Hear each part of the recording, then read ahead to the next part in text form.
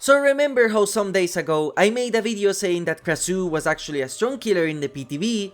Well, she got 10 buffs for the live release, cementing her place as a new S tier. Survivors are already complaining about this killer, even disconnecting in some cases and saying that she is better than Prime Ghoul. And if you notice something lately, it is the fact that new killer releases are power creeping all past killer releases, making them inherently weaker. If you take a look at the tier list from the past, you can see that the majority of killers were more or less balanced, with Demogorgon being an example of a very well-rounded killer. Nowadays, Demogorgon is considered a weakish killer despite getting buffs, all because the recent releases and reworks are making killers overall stronger than they were before. Just take a look at the recent releases yourself. Chucky used to be a top tier killer back then. Unknown was considered A tier before he became the Harmless. Vecna released as a decent killer but got buffed to now being really good. Dracula is a top 5 killers. Houndmaster is an A tier even with all the bugs. Ghoul is the solo queue nightmare, and even Springtrap, who released as a high B tier, low A tier, was considered weak, not because he is weak, but because he cannot compete with previous killer releases. And now we got Krasue, a new S tier. That is not even mentioning all of the buffs that happened, like Myers now being much stronger, Nemesis being actually really good, Singularity now being almost S tier. Now you might think that obviously the developers would rather release a killer that is strong just so people buy them, play them, feel the power fantasy, and then nerf them once they get enough money. If you think like this, then you might be confusing League of Legends with DBD, because this is not something that happens in the game, and claiming it does is disingenuous. The last time, and the only solid example of this case, is Chucky, who went from a top tier killer to being trash for a while, only to get buffed back to being decent. That's it. All the killers mentioned before got buffed from release. Vecna got a massive buff after some time, Dracula got big buffs from the PTB, and now got a small nerf that did not make him any less of an S tier because Wolf form is still strong. Singularity got massively buffed, Ghoul literally got buffed on life and is still strong, and even Unknown only got buffs if you don't count the gutting of Vanishing Box. Outside of Chucky, there is genuinely no case of the developers releasing an overbuffed killer only to nerf it later once they get your cash. And Skull Merchant is not a good example either because she was fundamentally broken on release in terms of design, not in terms of power. These strong killers stay strong in the meta for a long while, and why this might be a problem, you might ask? Because of power creep. The more new releases are strong, the more they overshadow past killers and C tiers unless they get a rework that gives them a strong dash like new Myers, who is finally no longer a weak killer. And what happens when killers are strong? Survivors complain, and then they get buffed with base kit perks like they tried to do in the PTB, or maps get adapted so they contain more fillers to allow casual survivors a chance to survive. And what happens when that is the case? That survivors need to be stronger to compete, and while strong killers can fight back, the old ones are left even more behind. Killers like Sadako, Legion, Pig, Trapper, these killers got buffs, which were nice, but they simply cannot compete with the way the game is designed currently. Maps are filled with pilots that can be completely bypassed by Dracula and Krasue, but a massive problem for killers that are down on M1s like Trapper, Ghostface, or Dredge. A survivor that can loop Ghoul is a survivor that can absolutely demolish any killer that plays as an M1 and has no mobility, like Trapper. Obviously, this is a problem. It's not something exclusive for Dead by Daylight, as the term power creep existed before the game was even conceptualized. But it is a serious problem that is happening now more than before. The gap between S tiers and D tiers is increasing with every single patch. How do you prove to a survivor player that the game is survivor-sided when they are constantly facing ghouls and Krasues while you are playing Sadakos and Pigs? Obviously, the vision of the game is significantly different. So let's focus now on Krasue and why she is so much stronger compared to the PTB, where she was already considered above average, even officially by the devs, as she had the same penalties as the other S tiers. Krasue had 3 big buffs in my opinion that are very impactful.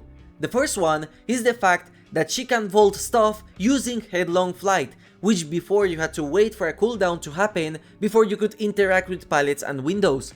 This is already a significant buff to this character, as you can now use the catch-up abilities of Headlong Flight, and survivors have no answer, as before they could just pre-drop the pallet to force you out of the flight.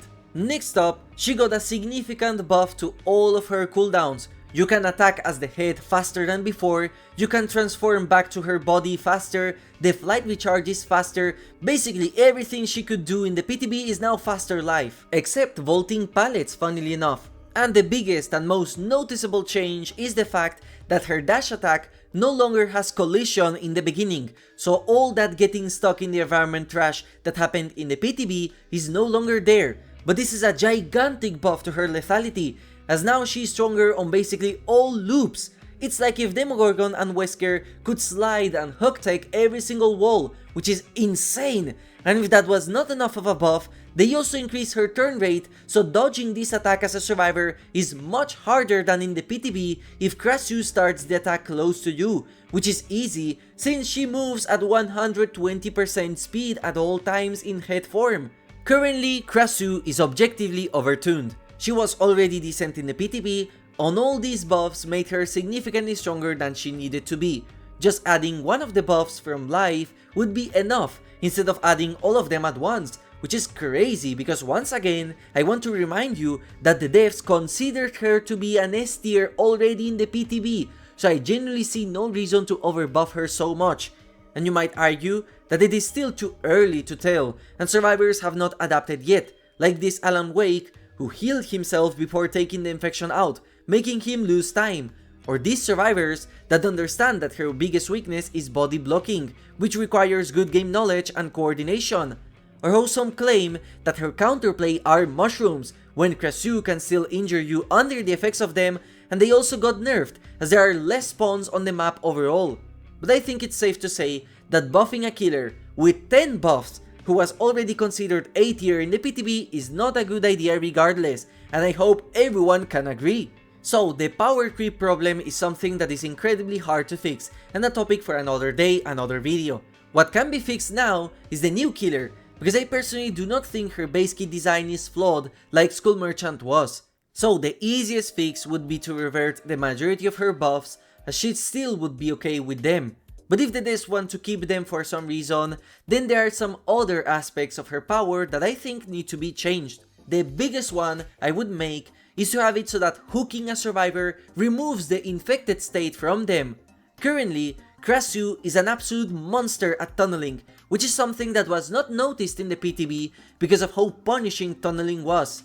Now, Krasue can return back to hook while in head form, and the survivor that was unhooked will most likely still have the infection from the past chase.